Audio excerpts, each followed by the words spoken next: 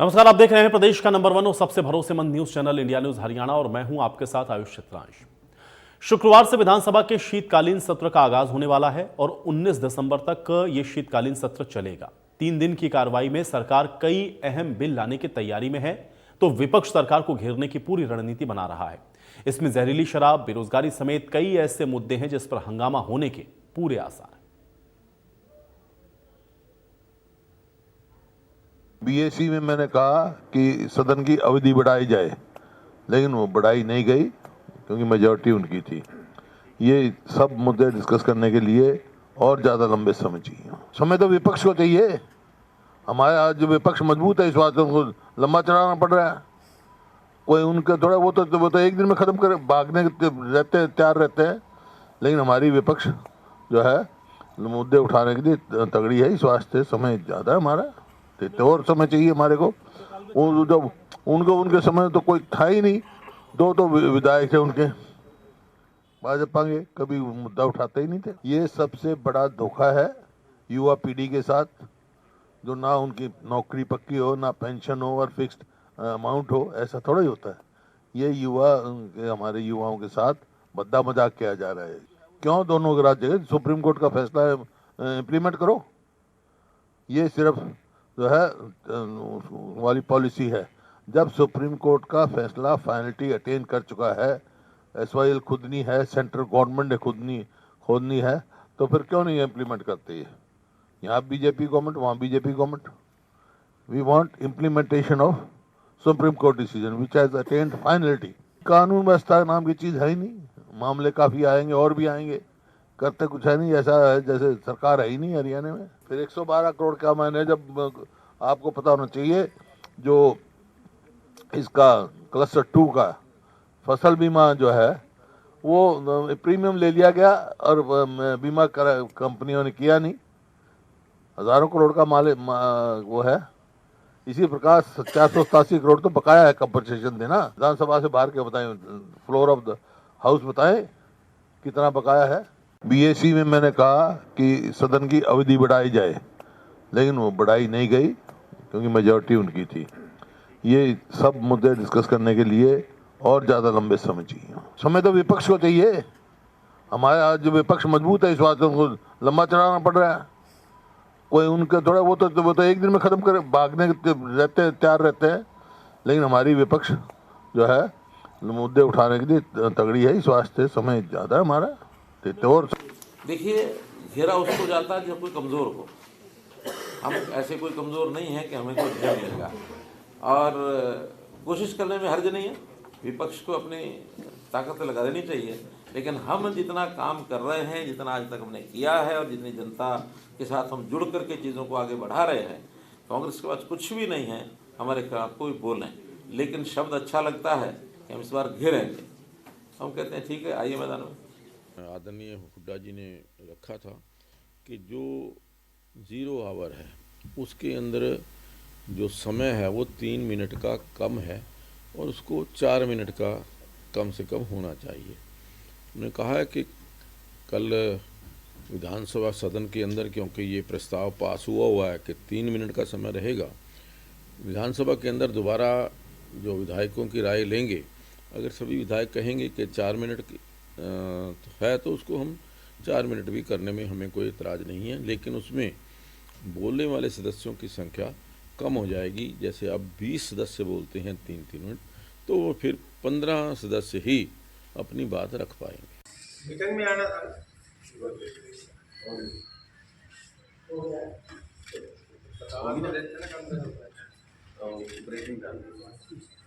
Meeting में आना था।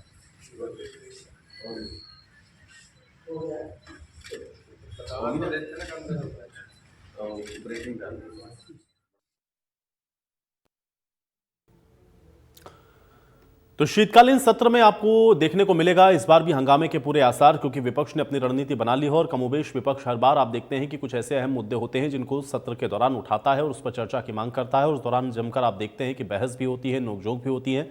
तो शीतकालीन सत्र में भी उसी तरह के कुछ आसार होने की संभावना है, लेकिन कुछ ऐसे अहम मुद्दे हैं जिस पर चर्चा होनी इस बार दिख रही है। और क्योंकि भूपेंद्र हुड्डा की तरफ से भी अभी आप सुन रहे थे, उन्होंने कहा कि वो कानून व्यवस्था के मुद्दे को उठाएंगे, जहरीली शराब के मुद्दे को उठाएंगे, रोजगार के मुद्दे को उठाएंगे और इसके अलावा प्रदूषण भी जो एक बड़ी समस्या रहा है उस मुद्दे को भी वो उठाएंगे।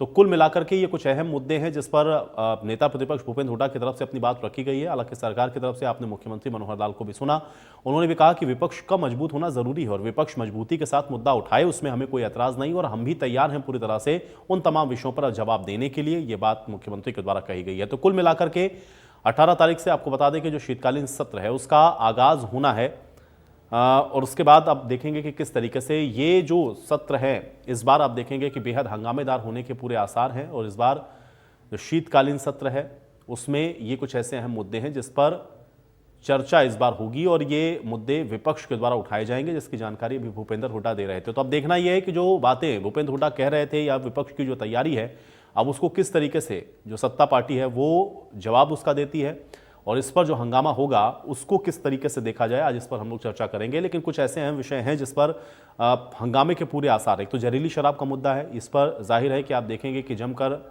जो हंगामा है वो सत्र के अंदर हो सकता है क्योंकि विपक्ष ने इस मुद्दे को उठाने की बात कही है, प्रदूषण के मुद्दे को उठाने की बात कही है क्योंकि पीछे आपने देखा है कि प्रदूषण एक बहुत बड़ी समस्या रहा है, उस पर भी चर्चा विपक्ष चाहेगा। साथ ही साथ बेरोजगारी एक बड़ा मुद्दा है, विपक्ष लगातार इस बात को उठाता रहा है तो उस पर भी चर्चा की बात है। और साथ ही साथ कानून व्यवस्था को लेकर के भी सरकार को घेरने की रणनीति विपक्ष ने बनाई है और अब देखना यह है कि इसका जो असर है वो किस तरीके से होता है और सरकार इसका जो जवाब है वो किस प्रकार से दे पाती है। तो शीतकालीन सत्र है, कुछ अहम बिल भी आपको बता दें कि सरकार यहां पर लाएगी, उन बिल को भी सरकार यहां पर पास करवाएगी और विपक्ष के द्वारा सरकार को घेरने की रणनीति बनाई गई है। विधानसभा के पटल पर कुछ मुद्दे उठाए जाएंगे, अब उसका जवाब किस प्रकार से सरकार देती है ये देखना बहुत महत्वपूर्ण होगा। तो कुल मिलाकर के आपको बता दें कि ये विधानसभा का जो शीतकालीन सत्र है कल से इसका आगाज हो जाएगा। 4 दिनों का ये शीतकालीन सत्र रहेगा और इन 4 दिनों में आप देखेंगे कि जो अलग अलग दिन हैं उसमें जो कई ऐसे अहम मुद्दे हैं जिनको विपक्ष के द्वारा उठाया जाना है और चर्चा के दौरान अब जो जवाब आएंगे सत्ता पक्ष की तरफ से वो देखना भी बहुत महत्वपूर्ण होगा क्योंकि बेरोजगारी, कानून व्यवस्था, जहरीली शराब, प्रदूषण, ये तमाम ऐसे अहम विषय हैं जो कि सीधे तौर पर जनता के साथ जुड़े हुए हैं और जनता के मुद्दों को चूंकि आप देखते हैं कि विपक्ष सदन के अंदर भी उठाता है ताकि उस पर जो जवाब है तथ्यात्मक तौर पर उस सदन के पटल पर रखा जाए, उस पर जो स्थिति है वो स्पष्ट हो सके। तो ये बहुत महत्वपूर्ण कल से शीतकालीन सत्र का जो आगाज है वो होने वाला है। लेकिन कल से जब ये शीतकालीन सत्र शुरू होगा तो फिर आप देखेंगे कि इस बार जो हंगामा है उसके होने के भी पूरे आसार नजर आ रहे हैं। तो शीतकालीन सत्र में आपको बता दें कि इस बार ये कुछ ऐसे अहम विषय हैं, कुछ अहम मुद्दे हैं जिस पर अभी इस बार हंगामे के आसार दिख रहे हैं। हालांकि कांग्रेस ये कह रही है कि उसने सरकार को घेरने की जो रणनीति है वो बना ली है, सत्ता पक्ष का कहना है कि वो पूरी तरह से तैयार है। लेकिन इन तमाम अहम सवालों के बीच में देखना यह है कि इस बार का जो शीतकालीन सत्र है वो किस प्रकार का रहेगा और कितना हंगामा इस बार के इस शीतकालीन सत्र में देखने को मिलेगा। अब सभी मेहमान मेरे साथ जुड़ गए हैं, पहले उनका परिचय आपके साथ करवाते हैं, उसके बाद चर्चा में आगे बढ़ेंगे। प्रोफेसर वीरेंद्र चौहान जी हमारे साथ जुड़े हुए हैं, भारतीय जनता पार्टी के प्रवक्ता हैं। प्रोफेसर वीरेंद्र चौहान जी स्वागत है आपका चर्चा में। विवेक चौधरी जी हमारे साथ जुड़े हुए हैं, जननायक जनता पार्टी के प्रवक्ता हैं। विवेक चौधरी जी आपका भी स्वागत है। रविंद्र ढुल जी हमारे साथ जुड़े हुए हैं, कांग्रेस पार्टी के प्रवक्ता हैं। रविंद्र ढुल जी आपका भी स्वागत है। और अमनदीप केसरी हमारे साथ जुड़े हुए हैं, इंडिया नेशनल लोकदल के प्रवक्ता हैं। अमनदीप केसरी जी आपका भी इस चर्चा में स्वागत है। प्रोफेसर वीरेंद्र जी आपसे ही इस चर्चा की मैं शुरुआत करूंगा क्योंकि अभी आप सुन रहे होंगे भूपेंद्र हुड्डा को आज बीएससी की बैठक के बाद कांग्रेस विधायक दल की भी बैठक हुई। कुछ अहम मुद्दे हैं जिस पर उन्होंने कहा कि वो इस बार सदन में सरकार को घेरेंगे। इसमें उन्होंने बेरोजगारी की बात की है, इसमें उन्होंने प्रदूषण की बात की है, इसमें उन्होंने जहरीली शराब की बात की है। ये ऐसे कुछ विषय हैं जिस पर वो कह रहे हैं कि अब आपसे वो जवाब मांगेंगे और आपको पूरी तरह से घेरेंगे। कैसे इसको देखा जाए और कितने हंगामा होने के आसार इस बार के शीतकालीन सत्र में? देखिए, जहां तक विपक्ष के कुछ मुद्दों को उठाने के अधिकार का सवाल है, भारतीय जनता पार्टी वर्तमान गठबंधन की सरकार, हम हमेशा सदन के प्रजातांत्रिक ढंग से स्मूथ संचालन के सहज तरीके से संचालन के पक्षधर रहे हैं और सदन के बढ़िया ढंग से चलने का एक अर्थ यह होता है कि प्रतिपक्ष को अपनी बात कहने का खूब सारा समय मिले। हमारा ट्रैक रिकॉर्ड यह है कि हमने अब तक जब जब हरियाणा विधानसभा का सत्र आहूत किया है, जितने भी सत्र हुए हैं, अधिकांश सत्रों में, या यूं भी कह सकते हैं कि सब के सब सत्रों में प्रतिपक्ष को और सत्ता पक्ष को, उनके विधायकों को जितना समय चाहिए होता है कमोबेश वो समय दिया है। यानी ये शिकायत तर्कपूर्ण ढंग से कोई नहीं कर पाया कि भाई हम कहना चाहते थे, हमें बोलने का समय नहीं मिला। ऐसा सत्र तो 1-2 शायद मैं उद्धृत कर पाऊं, जब समय बचा था सत्र का और प्रतिपक्ष के पास कुछ कहने को था नहीं, बोलने वाले नहीं थे। लेकिन जब आपको कोई विधायी एजेंडा आपके पास है, कोई लेजिस्लेटिव बिजनेस पेंडिंग है और उसके लिए समय न मिला हो, कम समय मिला हो, ऐसा हमने अपने अब तक के कार्यकाल में होने नहीं वीरेंद्र जी, दिया। अभी आज भी अब भूपेंद्र सवाल। हुड्डा कह रहे थे कि वो सत्र की जो अवधि चाह रहे थे वो नहीं हो पाई है, क्योंकि अभी भी जो 4 दिन का सत्र है वो कम है, विपक्ष को पूरा मौका नहीं मिल पाएगा बोलने का। मैं ये कह रहा हूं, देखिए ना, जो भूपेंद्र सिंह हुड्डा जी बिजनेस एडवाइजरी कमेटी में थे, जो बिजनेस एडवाइजरी कमेटी की बैठकों के संबंध में मेरे पास फीडबैक है, वो ये है कि वो पहले उन्होंने पूरी सहमति जताई कि 3 दिन का सत्र होगा, यूनानिमस डिसीजन हो गया, और फिर उन्होंने हल्का सा स्वर बदला और ये कहा कि नहीं, अवधि बढ़नी चाहिए। उस पर जो विधानसभा के माननीय अध्यक्ष हैं, सभापति हैं, उन्होंने ये कहा कि अगर सदन का कामकाज निपटाते हुए जो जो एजेंडा सामने है, सत्ता पक्ष की तरफ से जो 2 विधेयक आए हैं, 2 प्राइवेट मेंबर बिल आए हैं, 49 कॉलिंग अटेंशन मोशंस हैं, ये सारे काम निपटाते हुए यदि लगा कि समय कम पड़ रहा है तो उसको उस समय भी बढ़ाया जा सकता है। प्रथम दृष्टया जितना काम विधानसभा के सम्मुख विचाराधीन था, बिजनेस एडवाइजरी कमेटी के सामने आया, उसके लिहाज से समय पर्याप्त है। ये एक रस्म बन गई है प्रतिपक्ष की, ये रस्म अदा किए बिना मानते नहीं हैं कि हमें बोलने नहीं दिया जाता, हमें समय नहीं मिलेगा, समय कम पड़ जाएगा। समय कम पड़ने की शिकायत उस पार्टी या उस सरकार के समय में की जा रही है जिसने सत्रों की जो अवधि है या बैठकों की अवधि वो 4 से बढ़ाकर 6 घंटे की है।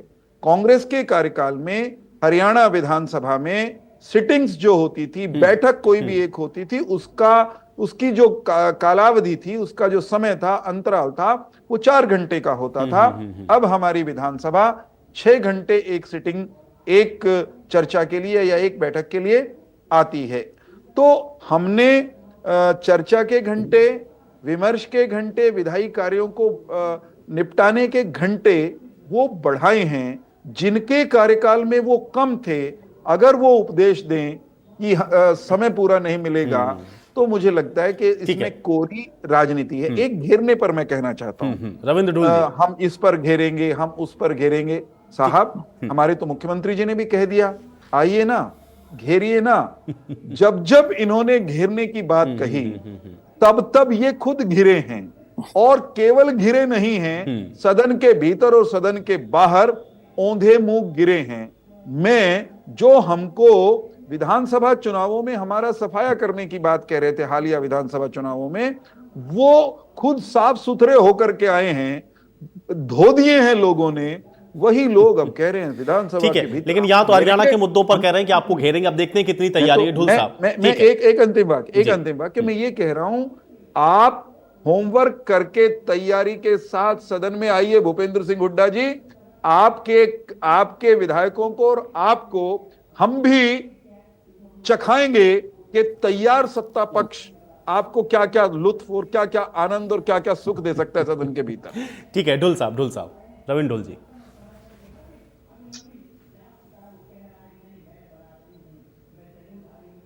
वीरेंद्र जी को जहां तक बात आती है चौधरी भूपेंद्र सिंह हुड्डा जी के बीएसी के मेंबर होने के नाते, और उसके बाद में उसकी मीटिंग के अंदर जो बात हुई, जो उन्होंने अपने प्रेस ब्रीफ में कहा है, वही सच्चाई है। इसके अलावा कोई और सच्चाई नहीं है, तो किसी भी बात के ऊपर विश्वास नहीं किया जा सकता। सच्चाई ये है कि हर एक बीएसी की मीटिंग के दौरान उनकी तरफ से हमेशा मांग की जाती रही है कि मुद्दे बहुत ज्यादा है, इसका सत्र की अवधि को बढ़ाया जाना चाहिए। ठीक है, अभी सरकार अपने लेवल पे ये चाहती है 2 दिन के अंदर इसको निपटा दे, ताकि इनको ज्यादा जवाब ना देना पड़े, इनको भागने का मौका मिल जाए। इसी कारण से सत्र की अवधि को ये छोटा रखते हैं। इसके अलावा कोई और सच्चाई नहीं। अब आगे रहेगी, क्योंकि कारण क्या है कि भी ना तो स्टार्ट क्वेश्चन लग पाएंगे, अनस्टार्ट क्वेश्चन नहीं लग पाएंगे।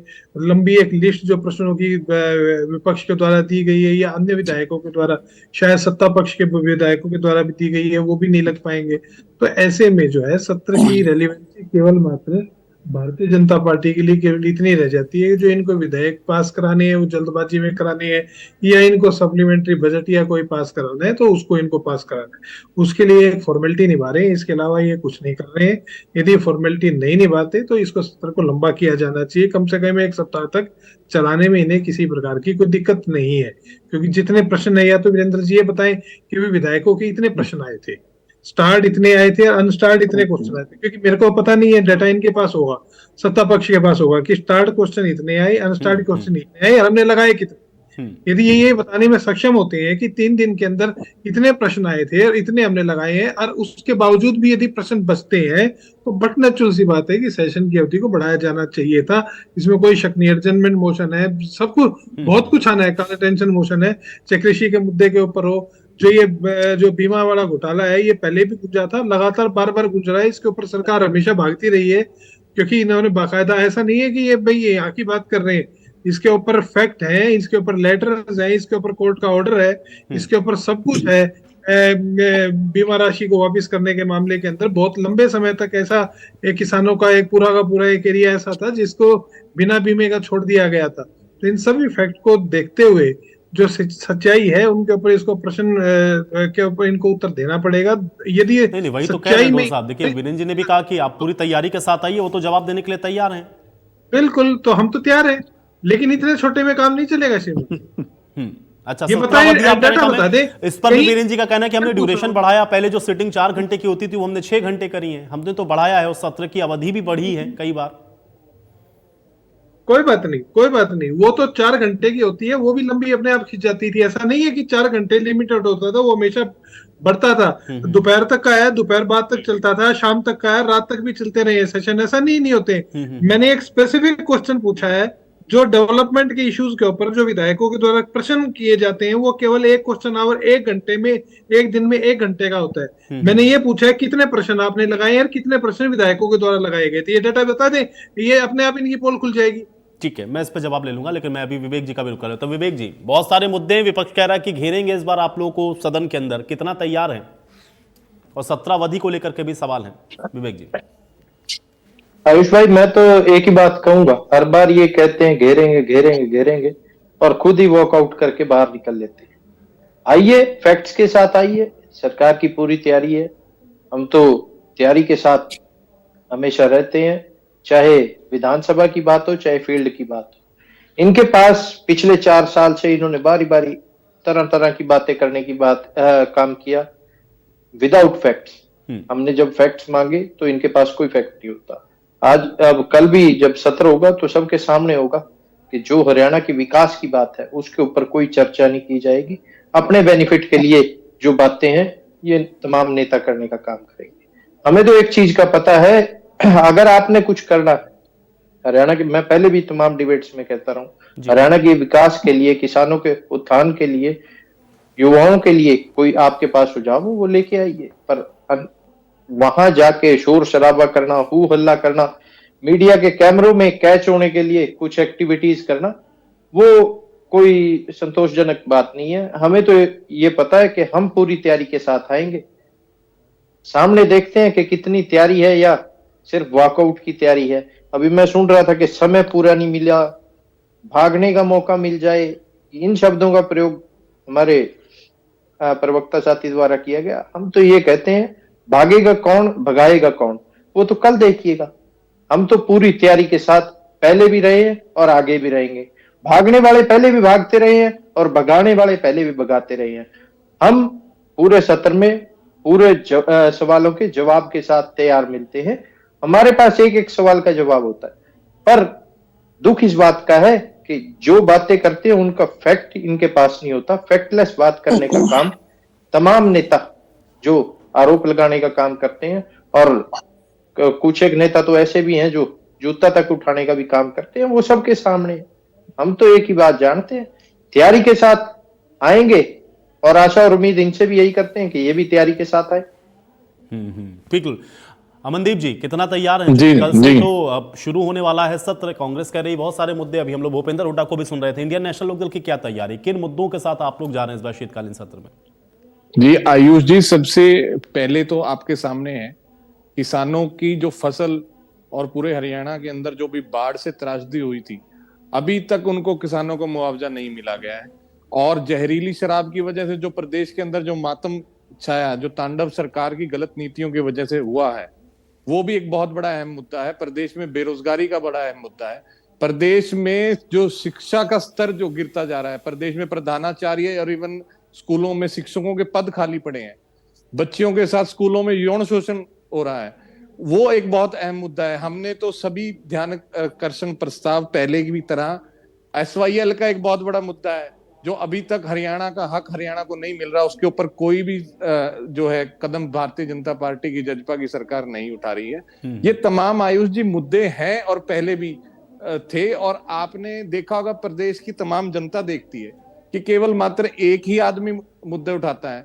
और जैसे कि मेरे साथी भारतीय जनता पार्टी के प्रवक्ता जो अभी बता रहे थे, और उनकी जो भाषा और शैली के अंदर जो कॉन्फिडेंस था, वो कॉन्फिडेंस किस लिए मिल रहा था? क्योंकि भूपेंद्र सिंह हुड्डा को वो दबा लेते हैं, और भूपेंद्र सिंह हुड्डा जो है अंदरूनी खाते से भारतीय जनता पार्टी की हर बार मदद करते हैं। देखिए, मैं इस बार अपने कांग्रेस के साथी प्रवक्ता से ये सवाल करना चाहूंगा कि क्या डिसेंट का अधिकार भूपेंद्र हुड्डा को नहीं है?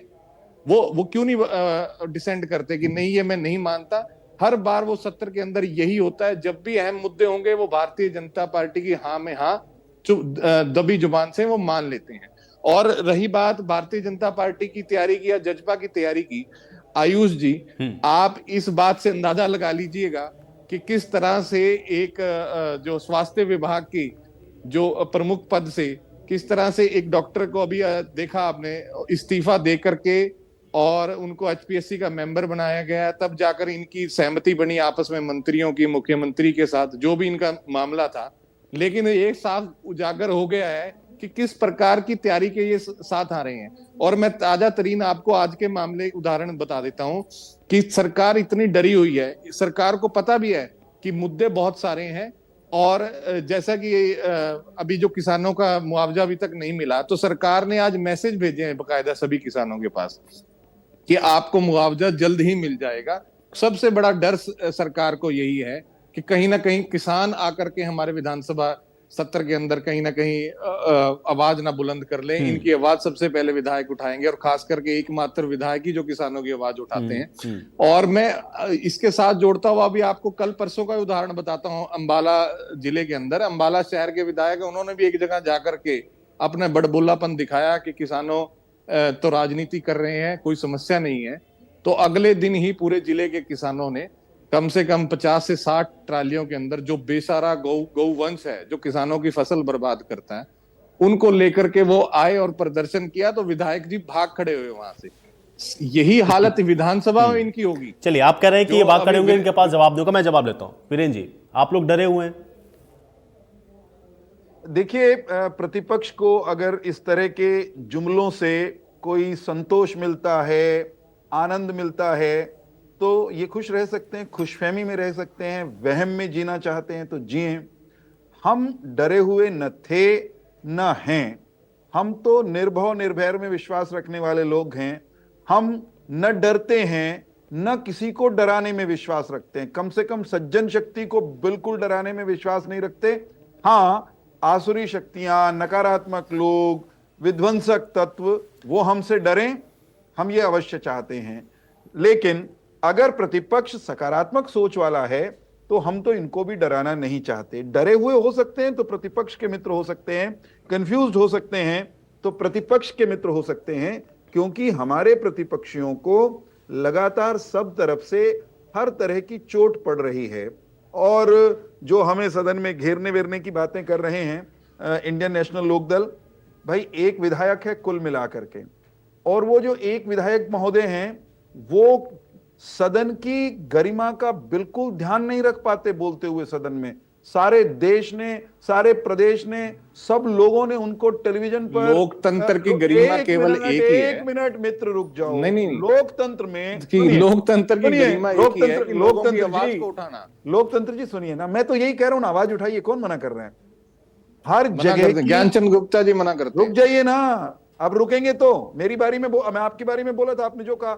मैं ये कह रहा हूं कि इनके एक विधायक हैं और वो विधायक महाशय सदन के भीतर तू तड़ाक की भाषा कितनी फ्रीक्वेंटली और कितनी अमर्यादित ढंग से इस्तेमाल करते हैं, सब देखते हैं, हंसते हैं उन पर। हर स्थान की बातचीत की एक मर्यादा होती है।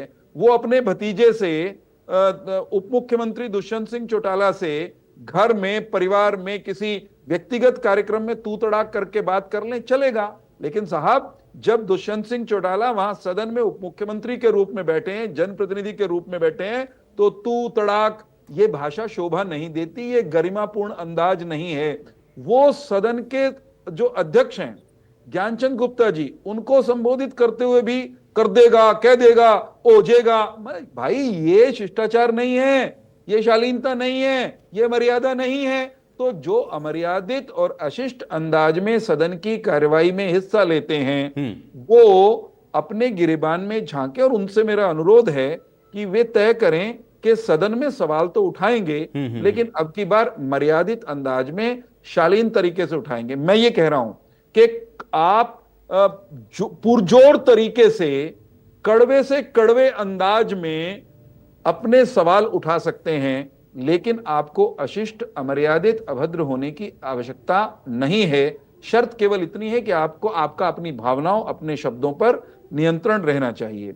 दूसरी बात जी आयुष जी, मैं कांग्रेस को, मैं आप अपनी बारी में कह लीजिएगा, आप आता हूं दे अमनदीप दीजिए। जी, आता हूं, एक सेकंड। दूसरा, मैं कांग्रेस को ये कह रहा हूं, कांग्रेस के हमारे मित्र ढूल साहब ये कह रहे हैं कि समय कम पड़ेगा और ये सुनना नहीं चाहते, ये तो सदन से भागते हैं, भागना चाहते हैं। मैं निमंत्रण दे रहा हूं, सब विषयों पर जितना समय आपको सुलभ है, उस पर आप अपनी पूरी ताकत झोंक कर, वॉकआउट किए बिना, बहिर्गमन किए बिना, लड़ाई झगड़े किए बिना करिए ना अपनी बात। कौन रोकता उसका? वीरेंद्र जी, वो ये पूछ रहे थे, डेवलपमेंट के विधायकों ने कितने सवाल लगाए, क्या इसका कोई है आंकड़ा आपके पास? देखिए, मैं ये कहता हूं, सवालों की जहां तक बात है, एग्जैक्ट आंकड़ा तुरंत मेरे पास नहीं है, परंतु एक बात आपको बताता हूं।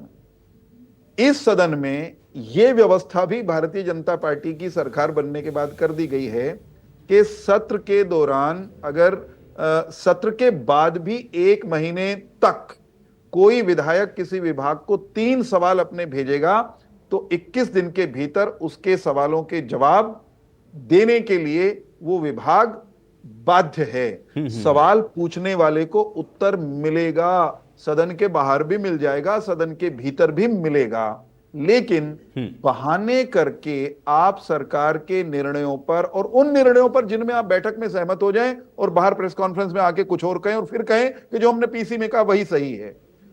ठीक कहा हमारे एक मित्र ने कि भाई डाइसेंट का एक ऑप्शन होता है ना।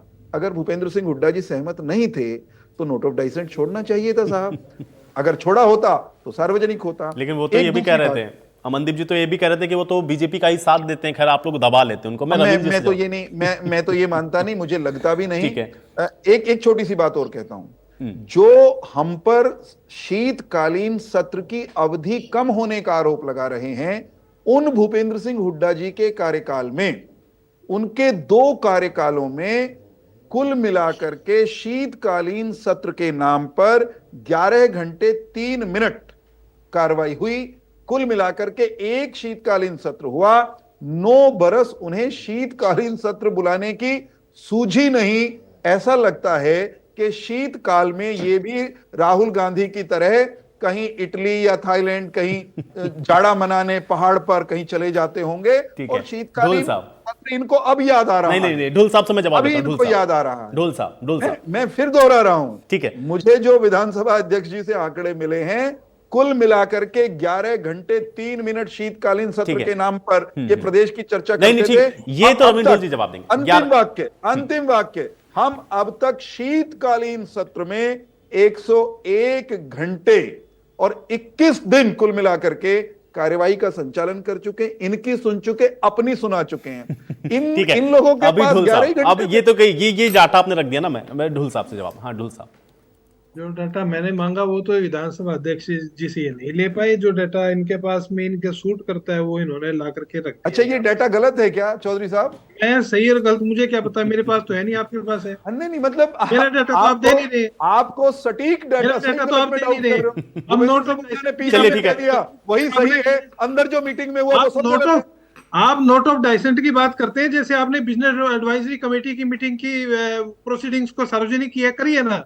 इसकी भी करिए, इससे पिछले उसकी भी करिए कि चौधरी अभय सिंह जी ने एलओपी रहते हुए कितने नोट ऑफ डाइसेंट दिए, ये भी आप सार्वजनिक करिए। लिमिटेड और सेलेक्टिव जो आपकी बात रहती है ना, उसका कोई मतलब नहीं रहता है। मुझे मुझे क्या मतलब पता क्यों नहीं कि है? आप कहिए ना, आप कैसे होती है? शीतकालीन सत्र के नाम पर क्या करते मुझे थे? पता ही नहीं है क्या जाटा बीएससी कित मनाया करो होती थे? है। जाटे मैंने में कित जाया करो थे? सीधा उत्तर नहीं आ रहा है, घुमा फिरा करके इधर सरल उधर सरल सवाल। फलाना टिकट फ्रांस, इस जाटे देश में में घुमंतु व्यक्ति कभी भाई यदि कोई है, भारत के प्रधानमंत्री है।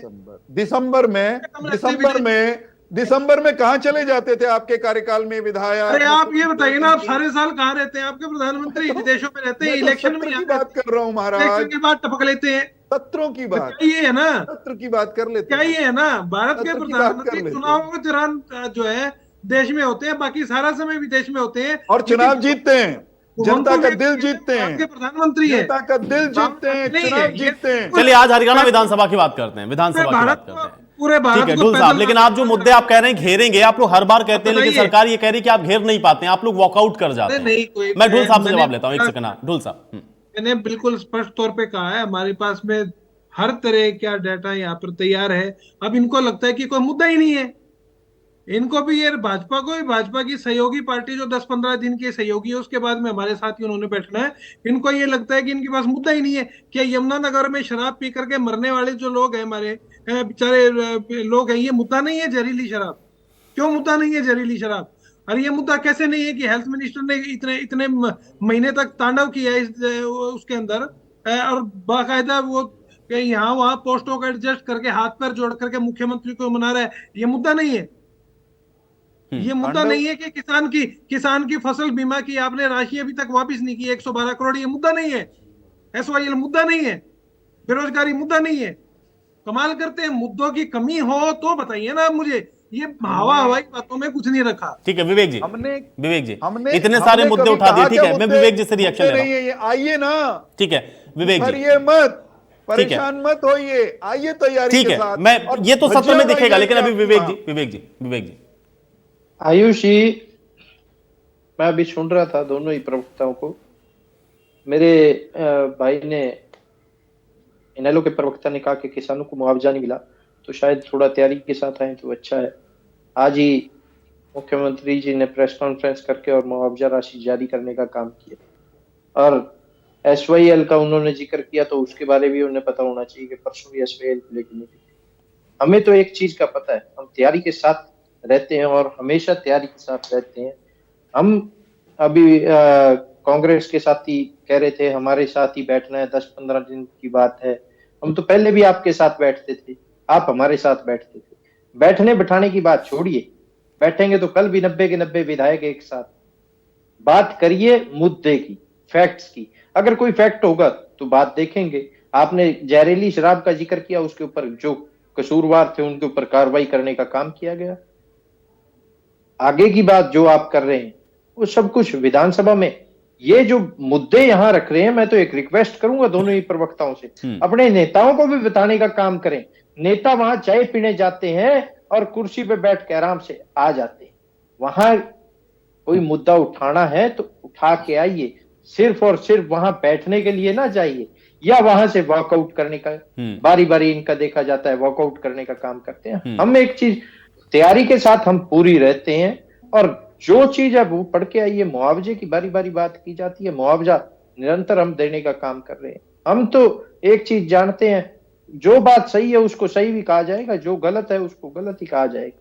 हम तो ज्यादा कुछ नहीं, कल शाम को जब डिबेट पे बैठेंगे तो आपके सामने होगा आयुष जी, क्या मुद्दे उठाए गए, क्या रखे गए, क्या नहीं रखे गए। तैयारी के साथ आइए। ठीक है अमनदीप जी, बिग जीरो। आयुष जी, मैं दोनों साथी प्रवक्ताओं को, इनको सरकार के बताना चाहूंगा, ये अभी तक जो लब्बो लबाब है, इनका कहने का मतलब ये कि मुद्दे प्रदेश में कमी है, इसलिए सदन की अवधि बड़ी कम रखी। मैं अपनी पार्टी की जहां बात करूंगा, हमने 9 तो केवल ध्यान आकर्षण प्रस्ताव जो रूल 73 के अंदर दिए जाते हैं 9 दिए थे, और आपकी जानकारी के लिए बता दूं कि केवल एक ही एडमिट हुआ है। 9 में से केवल एक ही एडमिट हुआ है, तो जो लोग ये बार बार प्रोफेसर वीरेंद्र चौहान जी कह रहे हैं आइए बात करेंगे, आइए बात करेंगे, तो बताइए कहाँ बात कर रहे हैं आप बताइए ना, कितने ध्यान आकर्षण प्रस्ताव सरकार के पास आए थे और कितने आपने एडमिट करे हैं? ये कैसे छाती पीट रहे हैं कि हम अब चर्चा करने के लिए तैयार हैं? ये निरा ढकोसला है, निरा ढोंग है। दूसरी बात मैं ये कहना चाहूंगा कि भाई जिनके घर में जो ये बात कर रहे थे कि वो ऐसे बात करते हैं, वो इस लहजे में बात करते हैं, वो सख्त आवाज में बात करते हैं, तो हरियाणा की संस्कृति के बारे में, हरियाणा के जो बोली के बारे में वो इन लोगों को नहीं पता होगा। जिनके घर में विडंबना आज ये ठीक है, लेकिन मुझे लगता है कि थोड़ा सा जो सदन है उसकी एक मर्यादा है, उसका ख्याल भी रखना जरूरी है। बाकी बोली चाली पर किसी को कोई ऐतराज नहीं है, सदन के अंदर बोला इसलिए उस पर ऐतराज। अब समय नहीं है मेरे पास, चर्चा में यही समाप्त करूंगा। शुक्रिया आप लोग का समय निकालने के लिए, चर्चा का हिस्सा बनने के लिए। हालांकि कल से आपको बता दें कि विधानसभा के शीतकालीन सत्र का आगाज होना है, हंगामेदार रहने के पूरे आसार हैं और अब देखना यह है कि विपक्ष कौन कौन से मुद्दे उठाता है और सत्ता पक्ष उसका किस प्रकार से जवाब देता है। आज बड़ी बहस में मेरे साथ फिलहाल इतना है।